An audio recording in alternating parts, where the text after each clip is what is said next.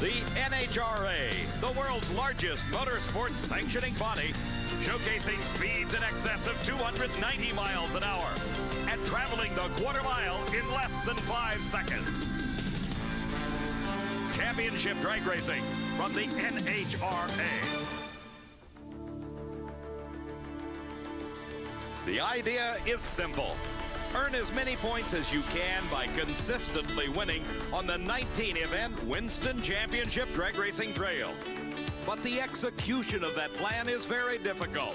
That was proven by the reshuffling of the standings in the $1 million Winston Series after the last race, the 6th annual Sunoco Keystone Nationals at Maple Grove Raceway near Reading, Pennsylvania. In the finals, delayed into darkness by a series of rain showers, Gary Ormsby notched his 6th Top Fuel victory of the season with a 4.99-second elapsed time at 275 miles an hour. Gene Snow broke a rear end on the run, ending his chances just a few feet off the line. With the win, Ormsby brought himself to within 48 points of series leader Joe Amato, who lost in the round of 4. The race itself for the championship narrowing down to Amato and Ormsby. The Keystone Nationals Funny Car Final found John Force winning his 7th race of the season. In one of the closest races of the day, Force bested Mark Oswald with a starting line advantage that was enough to hold off the quicker elapsed time by Oswald. The times: Force 5:33 at 2:71, Oswald 5:30 at 2:78. The win by Force extended his Winston lead to nearly 1,000 points over Ed McCulloch, who lost in the Final 4 at Maple Grove. Then in Pro Stock, the Dodge Daytona, driven by Darrell Alderman, continued its domination of the event. The Pro Stock title belonged to Alderman right at the start, as he put away a red-lighting Bob Glidden to take the Keystone's title. Alderman had qualified at a record-tying 7:22 and turned to 7:28, 188 in the final. Alderman's win and points leader Jerry Ekman's first-round red light rearranged the Winston standings, putting Warren Johnson on top, Morgan in second, Bob Glidden, even with his dismal start this season, in third, within easy striking distance for his 11th Winston title, followed by Ekman and Alderman. Now the Winston Series moves to the Midwest, and one of the prettiest, and as it turns out, one of the quickest racetracks we visit all year. It's the AC Delco Heartland Nationals. Hello, everybody. I'm Dave McClelland, and welcome to Mid-America at Heartland Park, Topeka. This race, like no other before it, has the story of performance. First, it was Joe Amato in qualifying, recording the 100th 4-second elapsed time when he turned a 4:96. Then Tommy Johnson Jr. became the newest member of the Krager 4-second club when he also ran a 4:96, and the jubilation reigned supreme. But the big story is Gary Ormsby, who broke the 490 barrier with a 488 elapsed time at 296 miles an hour. Steve Evans was at the far end of the track to talk to Gary. Can you believe it? The quickest time in the history of the sport at 488. No, I can't. I mean, I knew it was stout, but I didn't know it was that stout. And there were a lot of rumors that it was trick magnetos that caused his car to run 290. They're gone, and it runs 296. I know it. I ran faster. What are you going to say? Huh? That means the tricks that Lee Beard has set around this car are still there. That's for sure. This car's ran good the last 2 or 3 races, and what he's doing. I don't even know what he's doing, but I like it. The quickest and fastest man in history, that's Gary Ormsby. But the story of performance not limited to just top fuel. For more on that, let's go to the pits and my good friend Steve Evans. David, there's even more fans than usual around the only Dodge in Pro Stock, the Dodge Daytona, driven by Darrell Alderman. And that's because Ormsby wasn't the only one setting records. In round 1 of Pro Stock earlier today, Darrell Alderman pounded the Pro Stock elapsed time record down to a 7.20.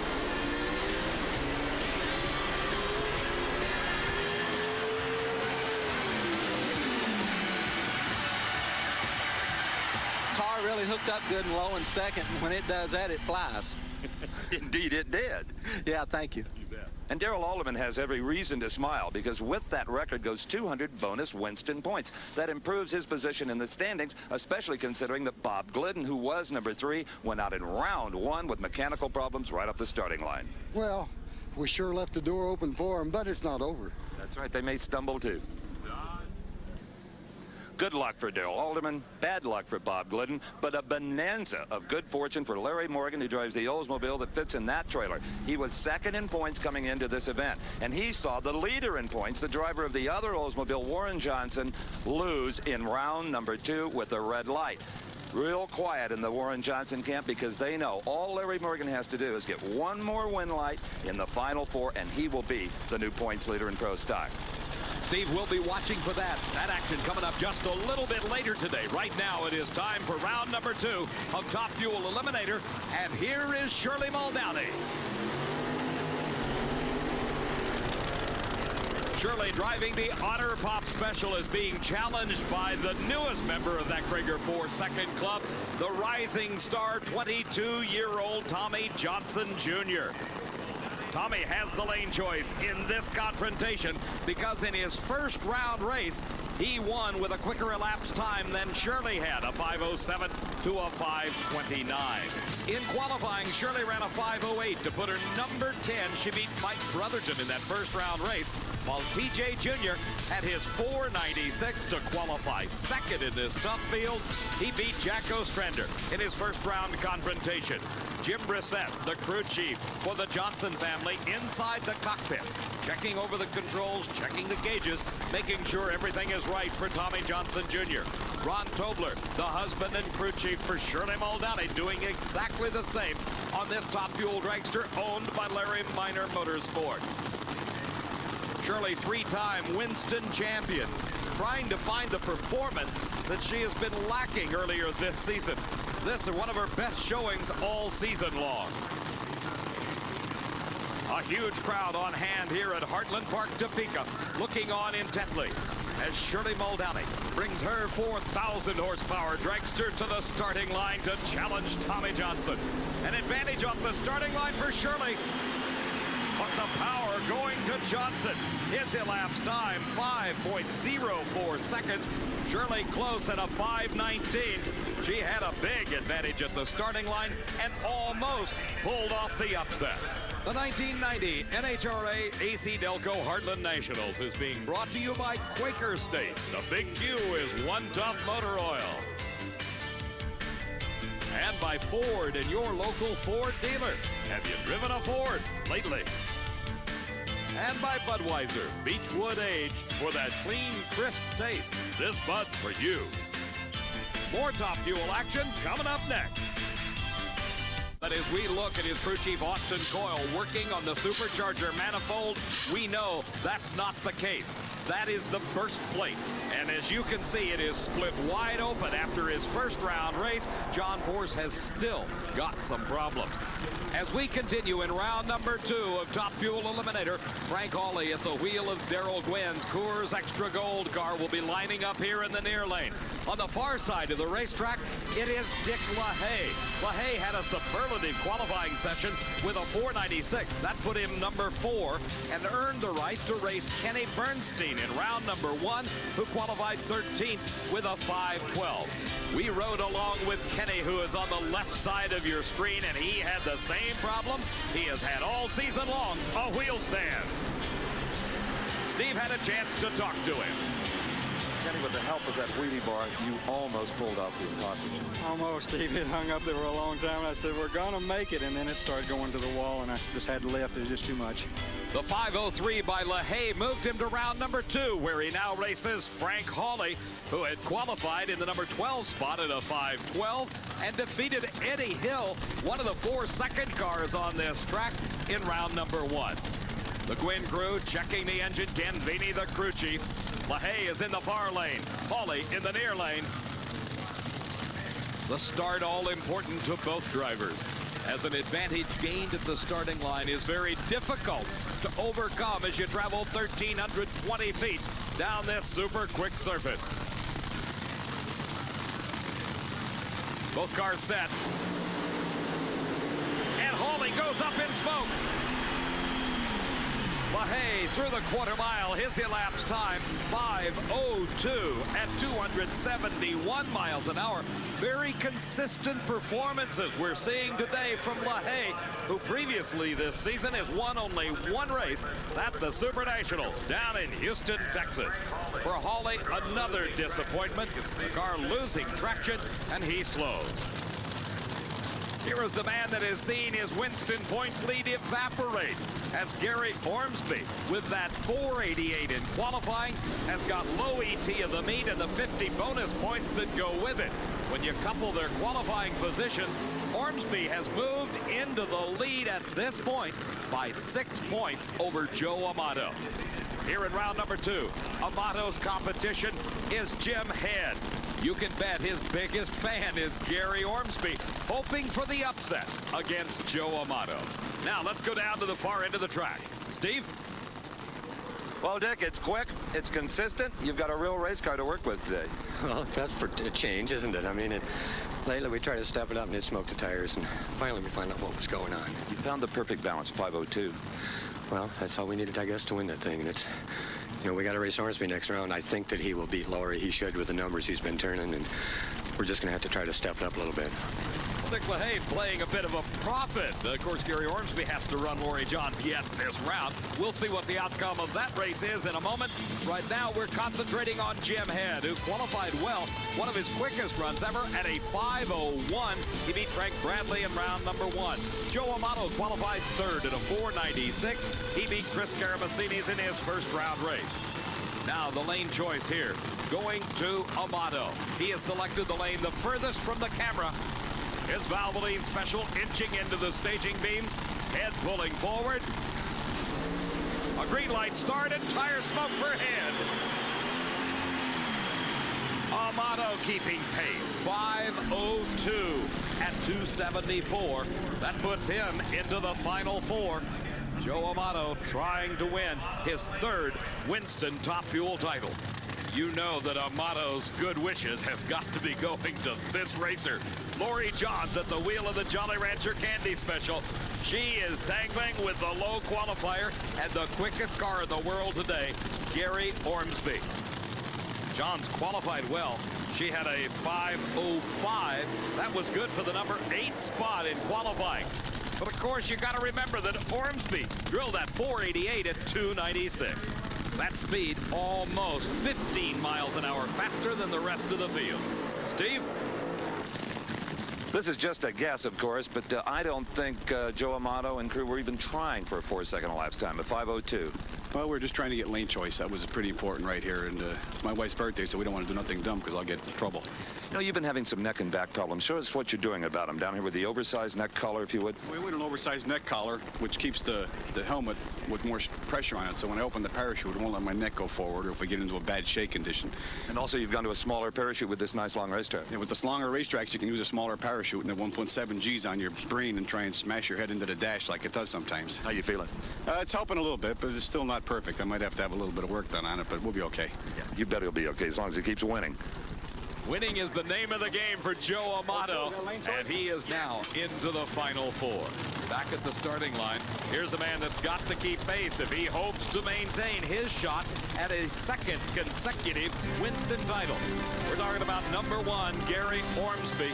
Low qualifier and victor over Gene Snow in the first round. Meantime, Laurie Johns qualified in that 8th spot. She beat Robert Reel in her first round race. Now Johns trying to pull off the upset.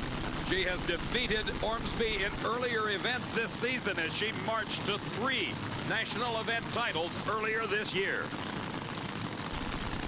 Both drivers utilizing all the time they need to stage those cars properly.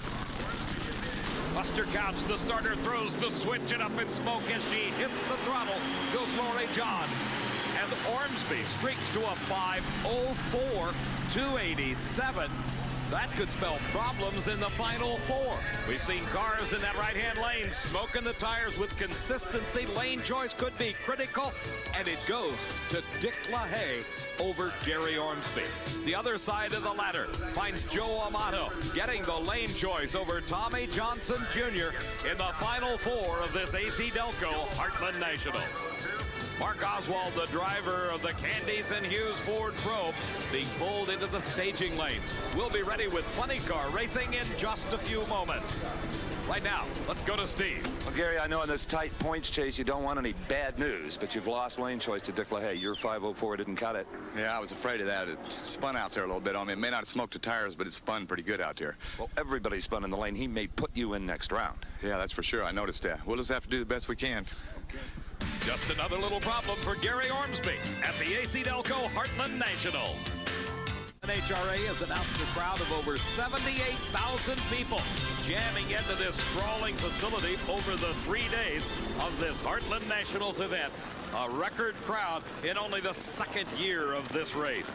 We're ready now for round number 2 of Funny Car Eliminator, and in the far lane, the quickest car on this racetrack, we're talking about Ed McCulloch at the wheel of the Miller High Life Oldsmobile. McCulloch came into this race just about 1,000 points behind John Force, both trying for their first ever Winston title. McCulloch qualified first in a 5:21 and beat Larry Cammonson in round number 1. His competition, Mike Dunn, who qualified 9th in a 5:38 and beat Scott Coletta in his first round match. While Mike does the driving of the Snickers Pontiac, the car owner, E.B. Abel, hired Mike's dad, Jim Dunn, to serve as the crew chief. Quite a family combination and very successful. This, their second race since debuting this car just 2 weeks ago. Every round is critical in the Winston points chase. Only 2 races remain after this Heartland Nationals. So for McCulloch, he's got to be concerned about Mike Dunn. And McCulloch goes up in smoke.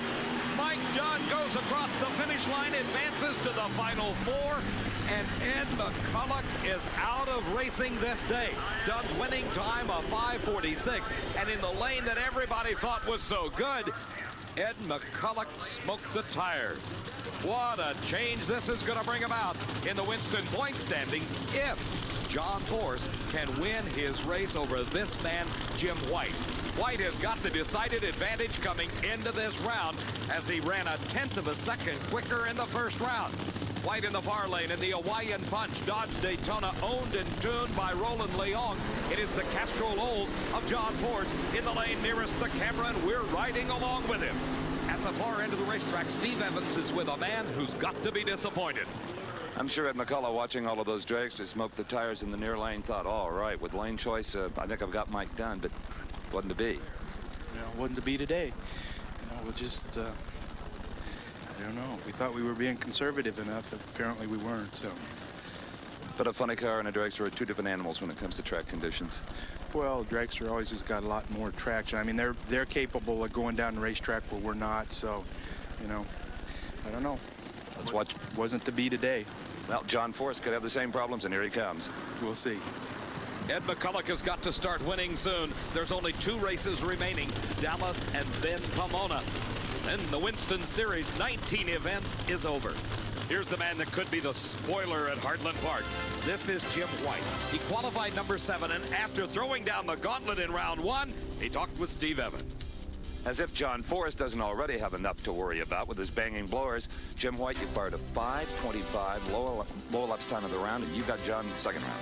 That's a fact. We've looked at that chart over and over. I've had John a lot of times this year, and he's got me every time. So we decided we'd run a little test lap right there for John. That was for John Force, and hopefully it'll do it one more time. We'll see. Force qualified second at a 5:24 and never one to take a challenge lightly. Responded in kind. You know, Jim White, John, may not be a threat in the points, but he's never beaten you, and he wants to very badly. He told us that. Well, without a doubt, the kid leaves on time. He's a real good driver, and them guys are overdue. It seems I keep running into the guys that are overdue, and but we're overdue for a championship. We're going to give them a run for their money. We're riding with John Force as he brings his car up to the staging beams to race Jim White.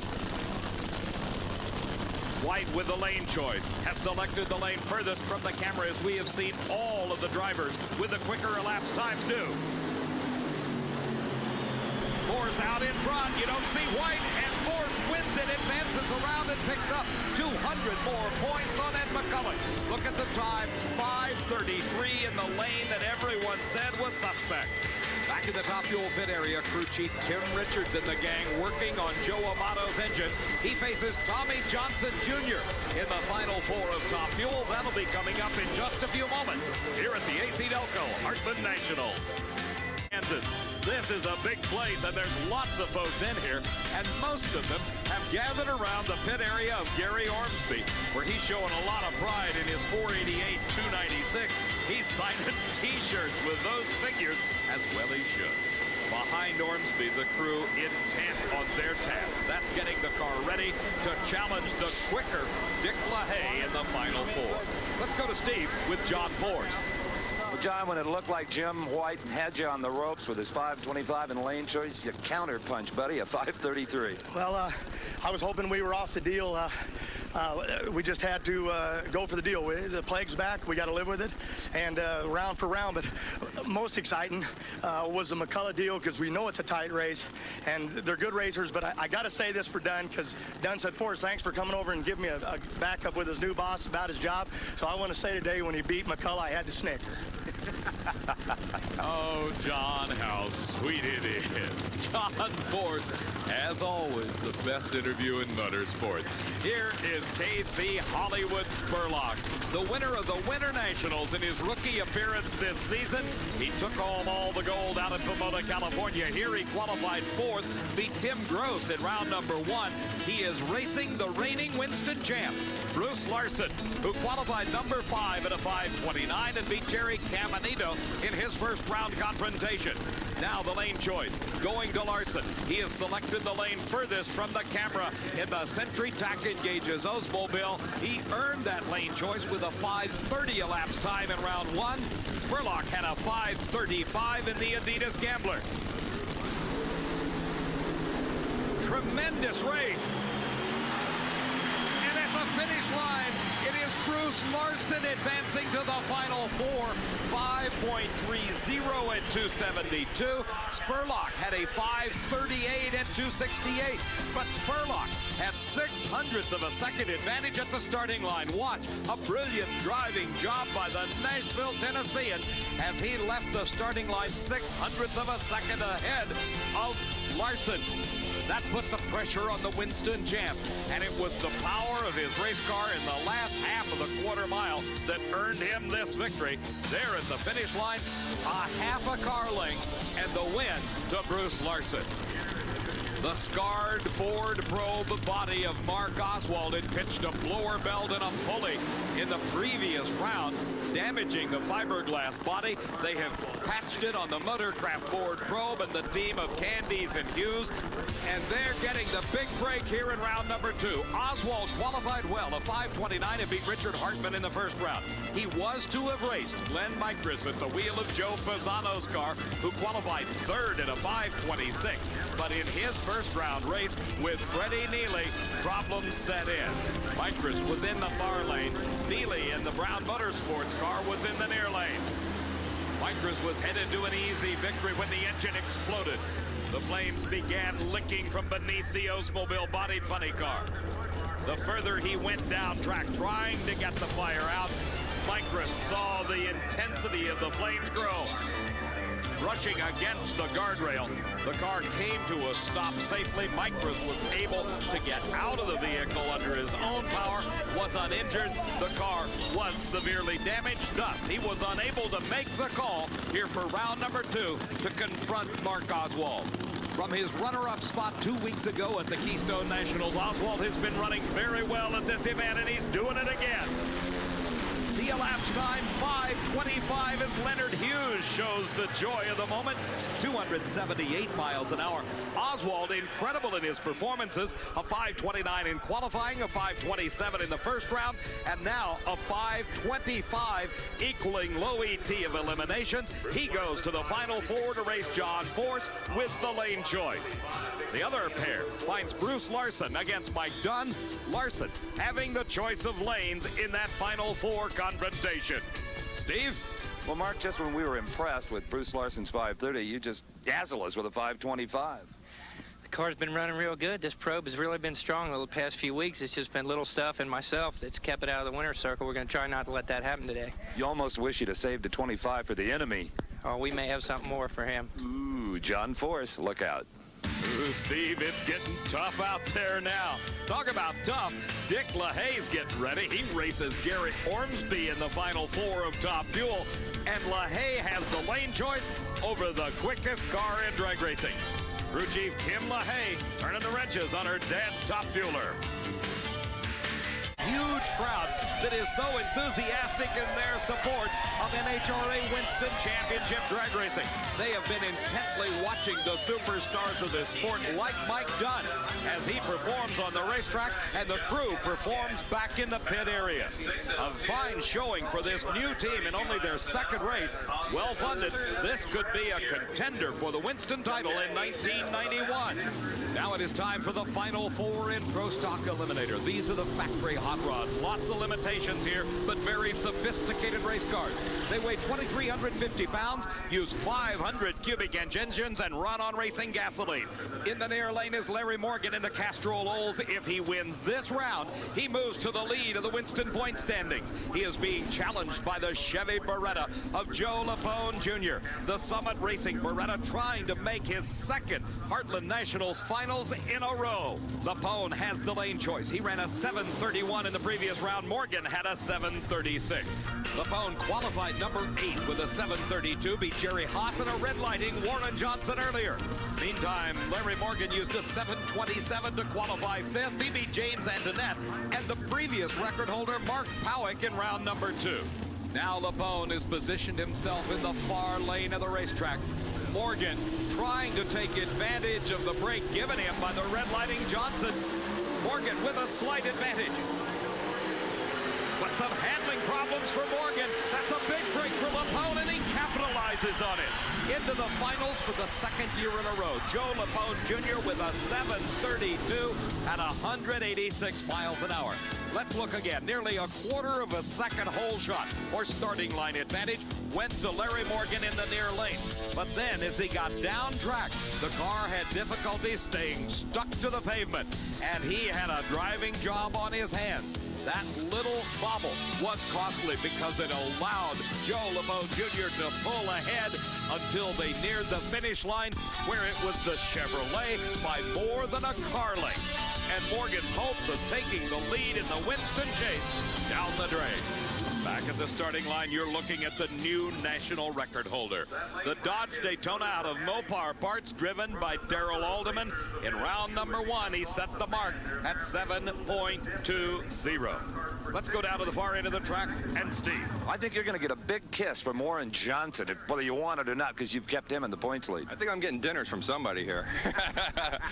Anytime you can beat Larry and the Castrol team, you know you're doing well, and we're just happy to be here in the final again for our second year. Hope your 7:32 holds up your lane choice. Thank you very much. Joe Lapone Jr., well, he's not one to hide his emotions. Look at the joy on his face. Back at the starting line, we're riding with Darrell Alderman in the Dodge. And as you can see, he has selected the lane furthest from the camera in this race against Jerry Ekman in the Pennzoil Pontiac. What a pivotal moment for Ekman. If he wins this Heartland Nationals, he will take over the lead in the Winston Championship. He qualified 3rd at a 7:26, beat Harry Scribner and Scott Jeffrey on earlier. Darrell Alderman qualified 2nd at a 7:24. He beat Butch Leal and Steve Schmidt in 1st and 2nd round racing. The drivers taking their time about staging. Alderman is in. Ekman rolls forward. Alderman launches hard, drives through a little bit of shake, and pulls away from a troubled Jerry Ekman. The time, 7:23 at 188 miles an hour. Alderman spoiling Jerry Ekman's day and possibly his season as he goes into the finals for the second year in a row to race Joe Lapone Jr. with the lane choice in his pocket. In the pit area for funny cars, this is Bruce Larson's operation. This has not been the greatest season for Larson. The reigning Winston champ came into the Heartland Nationals in 3rd in the point standings. So far behind the 2 leaders, John Force and Ed McCulloch, he is not in contention for this year's title. Let's go to Steve with Darrell Alderman. Well, if you can call a 7:23 slowing down, I guess that's what you did. Well, they worked on the track down there, Steve, and they got it in pretty good condition. And we changed transmission ratio to sort of tame this thing down a little bit on the starting line. Would there be such a thing as not wanting to set that record any lower here so you could reset it at Dallas and then some more Winston points? You can count on that. If we're ahead, we'll feather out on the end down there because we don't want to take it no lower if it'll go lower here because that'd make it harder to lower it at Dallas. Watch out for Lapone in the starting line in the final. He's pumped up. Yeah, we're pumped up too, and we're beginning to love Topeka too, Steve. That's right. This is the man that won it a year ago. Steve, with all the heavy hitters out, he's also thinking about the Winston crown. Top Fuel Final Four coming up next.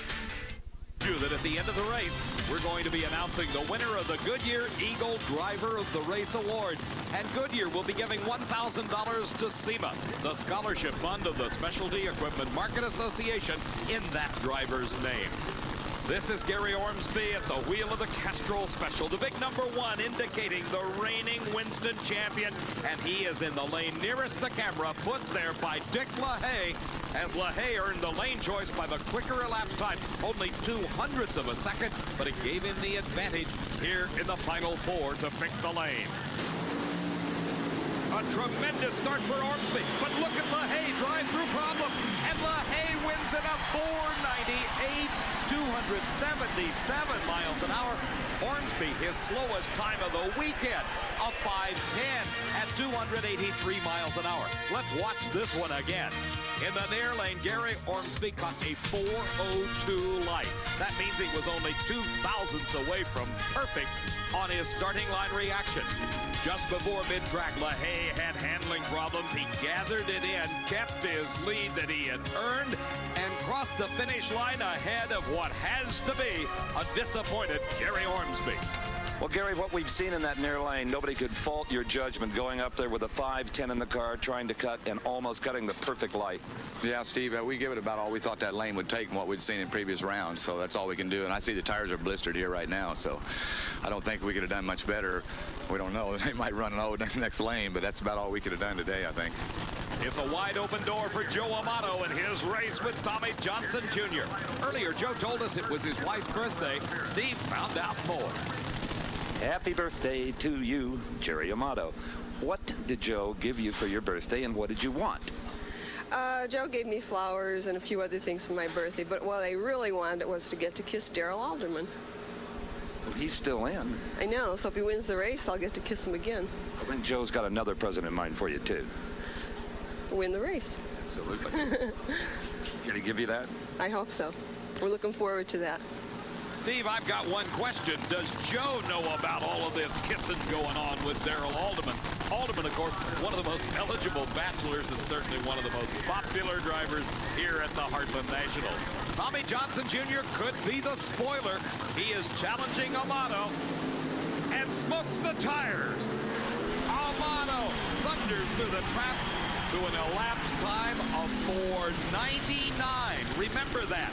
His speed, 280 miles an hour. The time, all important, because it is 100th of a second slower than that turned by Dick LaHaie. Thus, LaHaie will pick the lane in the final round of the Heartland Nationals. We'll be right back. Topeka, I'm Dave McClellan along with Steve Evans, and we've got a suggestion for you. If you'd like to keep up with the sport of NHRA Winston Championship drag racing, as Steve and I do, why don't you join the NHRA? Only $42 a year gets you 48 issues of National Dragster, a jacket patch, a pin, a decal, and a rule book. Plus, if you sign up now, calling the number on your screen, you get a free copy of the Diamond P Video Drag Racing 89. It's time for the Final Four in Funny Car, and this is Mike Dunn, his dad Jim, with a wave of his hand, says take it to the starting line. Opposite him, in the lane he has selected, is Bruce Larson. A much quicker 5:30 to Dunn's 5:46 gave Larson the choice of lanes. Both drivers using this opportunity to gather in their concentration, to settle themselves in the seat, and get the car positioned exactly as they wanted on the starting line. A tremendous race. And the finish line by Dunn wins it. Identical elapsed time. Both drivers running 5.445. Dunn at over 261 miles an hour. It was the starting line advantage gained by Dunn that gave him that victory. Now Mark Oswald at the wheel of the Candies and Hughes Ford Probe comes into this Final Four match with John Force as the decided favorite. While Force may be leading the Winston title, Oswald is leading the performance parade today at Topeka. His 5:25 in the second round, a full 800ths quicker than the 5:33 set by John Force. Let's go down to the far end of the racetrack. Steve Evans is with Mike Dunn. Bruce Larson came over just before we started this interview and said, "Good job, driver." Well, yeah, that's really good coming from the former world championship. You know, last year's Winston world champion. It's really, you know, he's a tough competitor, and for our second race out to be in the final, we're really happy. No question about it. Mike Dunn is definitely back into contention. Mark Oswald now sitting next to John Force. Force has negotiated that lane as quick as a 5:33. That came in the previous round. But Oswald has never been out of the 5:20s the entire weekend. We're riding with John Force. And as you can see, an engine explosion and fire for Force once again as parts and pieces go all over the racetrack. Force hits the fire bottles and brings the car to a safe stop. Opens up the emergency hatch and climbs out the roof. What a troubled year it has been for the Winston points leader, John Force, as Mark Oswald goes on to victory and a spot in the final round. Let's look back again and see exactly what happened. As they left the starting line, it was a good start for both drivers. A slight advantage for Force, then he smoked the tires. At that point, he got back in the throttle. The engine let go into a ball of flame. The fire extinguishers kept the flames out of the cockpit, and Force got it stopped. Put yourself in the driver's seat. That's just what John Force saw when that engine let go. Well, John, your problems have been at the finish line until now. Well, same thing happened to Brainerd. I pedaled her and the motor revved up on me, and Coyle said, "Forrest, you can't get back after her." But red car made a move, and I knew he'd run good numbers. Only way we were going to go was for the throat, and you ain't got time to think whether you're going to blow up and catch on fire. Just try to chase that old boy down, and bang, boom, whatever. You came here for points, and you got a few. Well, it takes some points, and that hurt our feelings, but money can buy that, and car's safe, and you're all right. Load up and head for Dallas. We've said it before, if John Force wins this Winston title, it will be on the boulevard of broken parts. How about Mark Oswald? A 5:23. That gives him the lane choice over Mike Dunn, the quick ET of eliminations. Final racing coming up next. Out of underdog in the finals against LaHaie, who has 100th of a second quicker time and the lane choice. Right now, Steve's had a chance to catch up with Mark Oswald.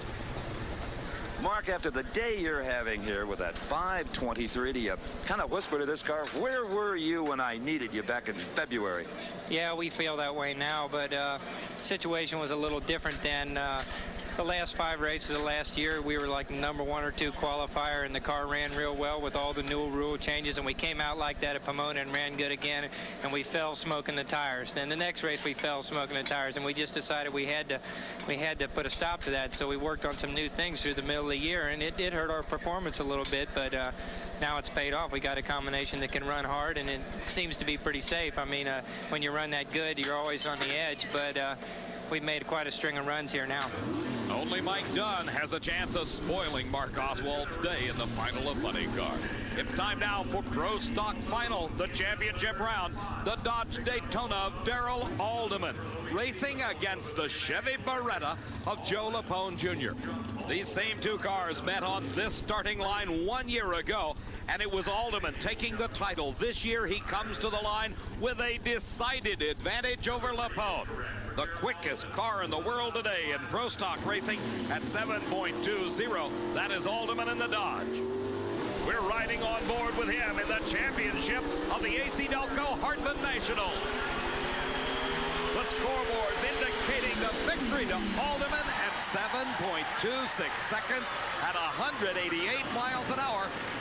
The losing time, 7:37 at 185 for Joe Lapone. Identical reaction times off the starting line.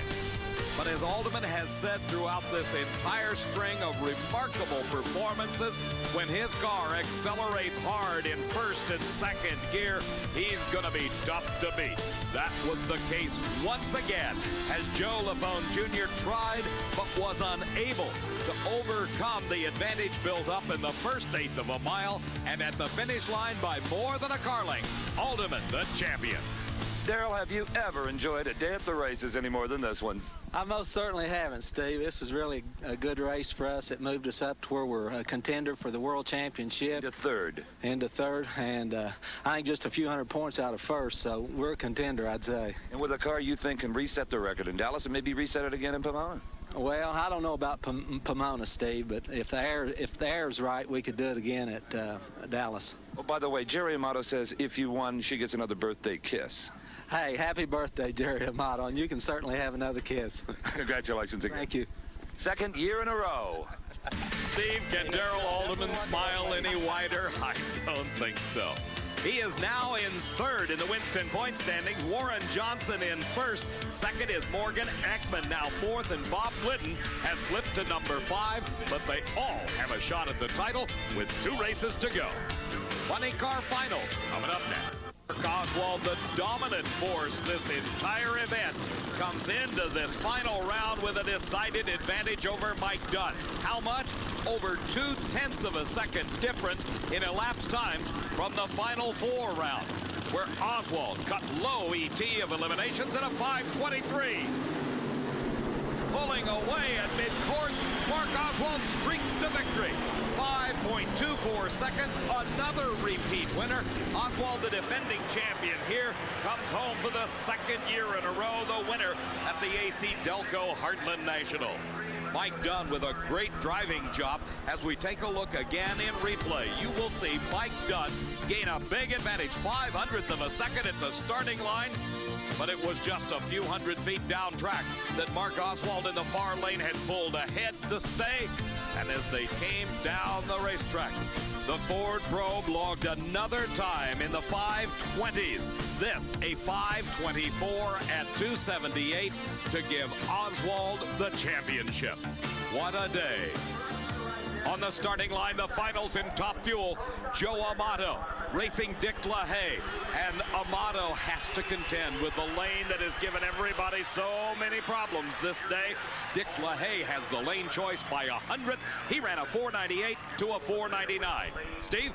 When you've been drag racing as long as this man, Mark Oswald, has, you like to win him through total intimidation, and that's what you did today. A 5:24 rounds it out. I can't say enough about this motocraft car and my crew. Those guys worked hard, and you saw the way this car ran. And I'd also like to thank Goodyear. I mean, when you make a string of runs like that and stay glued to the track like we did today, you know, I'm real happy. And the car is not without some Band-Aids on it as well, Mark. It was a tough day for the old Probe. Yeah, there was a blower belt idler through there the second round. We've had a small problem with the blower belt coming off, but we just kept feeding it a new belt every round. Unfortunately, it didn't give us any more problem. You've got to be thinking ahead already to 1991, even though 2 races are left. Yeah, we said that last year. You know, we're gonna win as many races as we can this year. I'd like to win the remaining 2 races and then start out from there. Great job. Thank you. While he is not in contention for his second Winston crown, Mark Oswald prevailed today. John Force pulling away slowly but surely from Ed McCulloch. Oswald solidifies his spot in third. Larson moves to fourth, and Casey Spurlock number 5. The crew down to congratulate Mark Oswald. As back on the starting line, Jerry Amato celebrating her birthday in fine style, backing up her husband Joe into the proper spot on the starting line for this final round race with Dick LaHaie. A win here by Amato would extend his Winston points lead over Gary Ormsby, who went out in the final 4 at the hands of this man, Dick LaHaie. A final check of the race car by the crew chief, Kim LaHaie, as her dad rolls forward into the staging beam. Amato in the near lane doing the same. Tremendous amounts of pressure being put on Amato at this point as he is striving for his 3rd Winston title, where he would join 2 other drivers, Shirley Muldowney and Big Daddy Don Garland, both of whom have achieved that goal. The utmost in concentration needed on the part of both drivers. take their own time. They're set. Tremendous racing. And Joe Amato upsets Dick LaHaie. A driving job by Amato pays off. 5.04 the winning time at 272 miles an hour. Dick LaHaie a quicker elapsed time at 5:01.275. 0.04 of a second was gained on the starting line by Joe Amato, and that is what made the difference at the finish line. We talk about the intense concentration needed to drive one of these cars. This was a perfect example. Amato's car smoking as it neared the finish line, but he held on by that much to take the title. Here are the numbers. The total margin of difference when you add reaction time and elapsed time, 18 thousandths of a second. What a tremendous exhibition of driving skill. Steve? Joe Amato just gave his wife, Jerry, the birthday present she wanted the most, and you did it driving. Your 04 beat his 01. I knew it was going to be a lot of pressure because I knew the lane was bad. It got out in the middle and started moving all around, and he almost drove by me. I didn't know who won. It was that close. You saw him all the way down the racetrack? Yeah, he was right there, and I got out down the track, and it started moving around. And Timmy told me right before I left the line to make sure I try and keep it straight if it starts moving around a little bit, and I just tried to keep it straight. And then he started moving on me when I was spinning the tires, and God, it was a close race. You had to be holding your breath when you hit that throttle. Well, I didn't know what was going to happen, Steve, but the front wheels came up and the car just took off like a rabbit, like my jackrabbit. And all your lucky charms came through. Jackrabbit in here, buddy. He pulled me one out of the hat here. Well, I won't get him out now, but Snoopy and all the guys did the job this weekend for my wife. Now she gets to kiss Darrell Alderman in the winner's circle. I don't know if that's so good, but for Team Valvoline and Tim Richards and my team, all the guys, they did an outstanding job keeping that car running good. The only thing that hurt you a little bit was Ormsby getting low ET in that 50 points. Well, that's 50 points. He could have got the record, and he could have done a lot more here. We were real lucky this weekend that it all worked in our favor. Great job. Thank you. Great driving. Somewhat subdued, but absolutely intense in his quest for a Winston crown. Joe Amato now nearly 400 points ahead of Gary Ormsby, LaHaie third, Laurie Johns fourth, Gene Snow number 5. In our opinion, the Goodyear Eagle driver of the race is none other than Mark Oswald. Goodyear will be sending a check for $1,000 in his name to the Scholarship Fund of the Specialty Equipment Market Association from a very good driver for a very good cause. Now, the moment we have been waiting for, a hug for her husband and the birthday kiss for Jerry Amato. For Steve Evans, I'm Dave McClellan saying so long from Heartland Park, Topeka. The AC Delco Heartland Nationals has been brought to you by Goodyear Eagle Radials, the best-selling performance radials in the world, and by AC Delco Automotive Parts. AC Delco, it's like buying time. And by Midas and its dealers across the country. Nobody beats Midas. Nobody. Coverage of the NHRA Heartland Nationals has been a presentation of Diamond V Sports in association with ESPN.